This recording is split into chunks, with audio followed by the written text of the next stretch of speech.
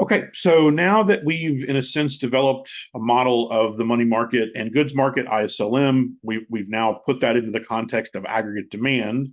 What I want to do now is I want to give us the ability to think both in terms of a classical neoclassical model and a more Keynesian model. But let's talk about kind of what ultimately separates these two models at the end of the day, beyond the sort of philosophy of stabilization and government management, ultimately of demand. What it comes down to a lot is this idea of sticky prices. Remember, classical model, everything clears. Goods market, money markets, labor markets, everything clears, and you have completely flexible prices. So when we talk about aggregate supply in the classical sense, we're thinking in terms of flexibility. So we're thinking prices are completely flexible. And if prices are completely flexible, that gives us a vertical aggregate supply curve, or in other words, an inelastic, a completely inelastic aggregate supply curve. If you take the Keynesian idea of sticky prices to sort of the extreme, then what you in fact get is this horizontal idea of aggregate supply. So ASS here is sticky priced aggregate supply. So we're going to think sort of in terms of there being kind of two extreme ideas of aggregate supply, and that is a flexible price aggregate supply, which is a more classical idea, and then a sticky price aggregate supply, which is a more Keynesian idea. Now, the truth is that when you sort of teach this material, the kind of idea you want to put in the back of everyone's mind is that we tend to probably nowadays think that aggregate supply is a little bit more kind of quote unquote normal, so upward sloping, right? So that the sort of where we are now is kind of somewhere between kind of a complete sticky price idea and a completely flexible price idea. But I always like to sort of set up ideas by thinking about the extremes and then sort of always having in my head that the truth lies somewhere in the middle in many ways. So now let's think about kind of what this sort of means: sticky prices versus flexible prices, and then what are those implications again for fiscal and monetary policy. So again, let's start with the idea that the economy is currently below potential output. So let's get rid of this aggregate demand curve.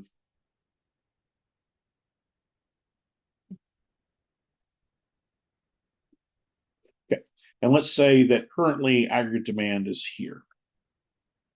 And so we have a short run equilibrium here. We'll call this Y0. Now, one of the important things that we want to kind of establish now is that there is sort of a timing of things. And so we're going to very often think about this not so much in terms of flexible versus sticky prices, but we're going to think about it in terms of short run versus long run. And so in the short run, as you might expect, we have sticky prices. And in the long run, as you might expect, we are going, we are going to have flexible prices. Now, ultimately, I think Keynes was very, very adamant that prices were sticky. I think Keynes sort of, in a sense, um, rejected the idea of prices as being flexible.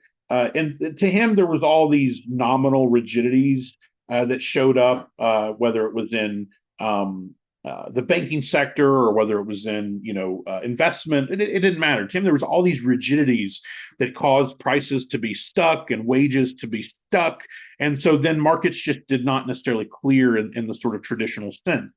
um, Later on, I think economists sort of came back around to the idea that over the long run, that the economy does tend to have more flexible prices, to the extent that very often we don't refer to this as classical aggregate supply necessarily or flexible aggregate supply, but instead we think about this as long run aggregate supply. So long run aggregate supply, and then we think about this potentially as short run aggregate supply. Okay.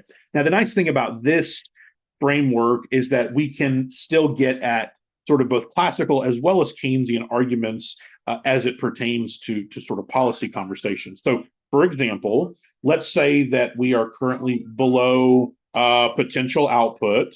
Um,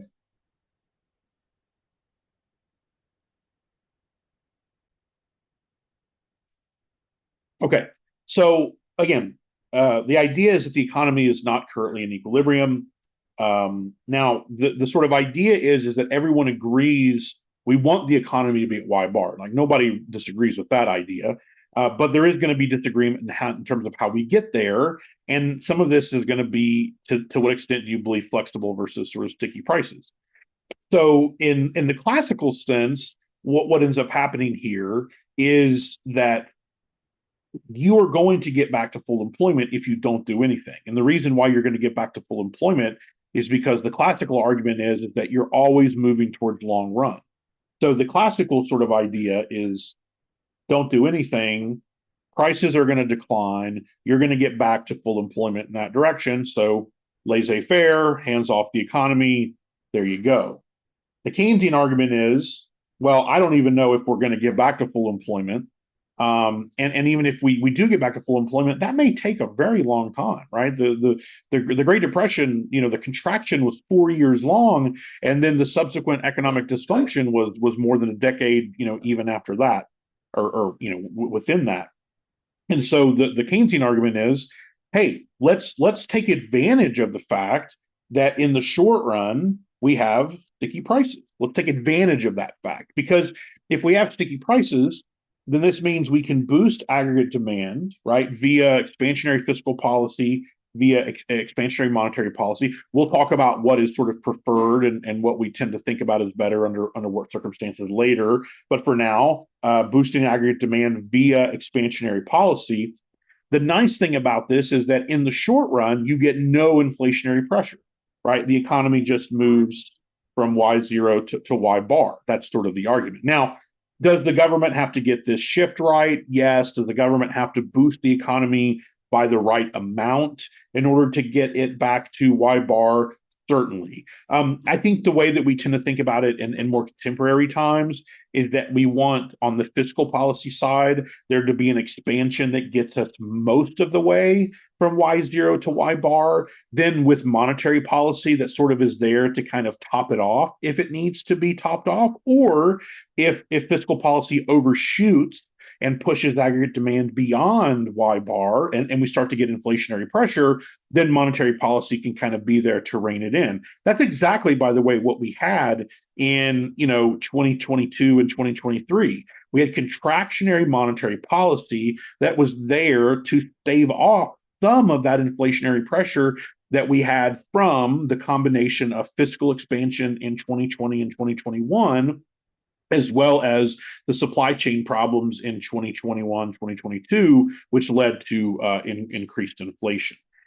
So that's sort of the kind of, parse this out just a little bit. But again, the Keynesian argument would be, no, we shouldn't do anything. We should do something. We should manage aggregate demand, boost aggregate demand. Not only do we not get inflation in the short run, we don't even get inflation in the long run. As long as aggregate demand stays at this point, in essence, what the argument is, as long as we get aggregate demand back to full employment, then we don't have to do anything else. We've gotten the economy back. That, again, there's some ins and outs there. There is this sort of idea, there's a concept called the political business cycle. And the argument behind the political business cycle is that, okay, like the government can do this, but is the government incentive not sort of likely to be something like this, right? Where instead of boosting to AD1, let's just say you boost it to, let's call this AD max, maximum aggregate demand expansion. Because in the short run, of course, what you get is you get this really nice boost to output, right? You get this huge boost to output. But then the problem, of course, is that as we transition to the long run, the argument's going to be that, well, that's going to end up getting eaten up with a lot of inflation. And what you're going to get back to is that initial full employment. So there's but you're going to do so, of course, at much higher prices. So the argument of the political business cycle is that there are aggregate demand incentives that will tend to cause inflation. So the political business cycle is thought to put upward pressure on inflation. We saw that at the tail end of the 1960s. We saw that at the beginning of the 1970s with Nixon trying to secure re-election. And I think to some extent you saw that in 2020 with both candidates sort of signaling their willingness to boost aggregate demand via fiscal stimulus and through other means as well. So we can see that there's clearly an incentive for policymakers to boost aggregate demand. The question is, can they? Yes, that we know that they can. The question is, should they? And the answer to this is only sometimes, and probably a lot less than they have. And I say that as someone who, I would consider myself a traditional Keynesian. My belief is that the government should be very careful about the extent to which they pursue stabilization policy, and they should only pursue it when we need it. For example, I don't think, that there have been, times where in like say 2023, when you have a continued increase in government spending, that's just going to end up contributing to higher inflation and not going to translate much into actual increased output. And you don't need to be a classical anti-Keynesian to kind of see that argument. I think if you look at the data, I think the data says that stabilization policy is good, but I think that the data also say that stabilization policy can be difficult to pull off. It also is that stabilization policy gets moved away from its sort of efficient place by these sort of political incentive structures, which can certainly at times be perverse. And so some of this is important as we get into kind of the 1970s when we experienced this severe stagflation era of the United States. And not just the United States, other parts of the world as well. And of course, the sort of the structure of stagflation is that it was seen as a refutation of this sort of Keynesian argument, especially when it came to inflationary concerns. Now, in the next couple of lectures, one of the ideas that we're going to talk about is this sort of Phillips curve, which actually, I think, enables us to put inflation into a Keynesian model in ways that are better than people have often sort of argued. But it is important, I think, for us to understand that historically speaking, people saw the Keynesian model as being prone to inflationary pressure because the Keynesian model promoted the idea of stabilization policy. And so what you get is sort of an argument that is, well, even if you buy the idea that the government can and should, in the short run, boost the economy, how do you ensure that politicians have incentives to stop that? How do you ensure that politicians have incentives, for example, to reduce employment in order to fight inflation? And politically, that's very, very hard to do. So going back again to the general philosophy we have today, which is fiscal policy sort of boosts the economy through aggregate demand management, and then monetary policy sort of serves as that kind of finishing touch, keeping inflation below where we want it to be, keeping employment where we want it to be.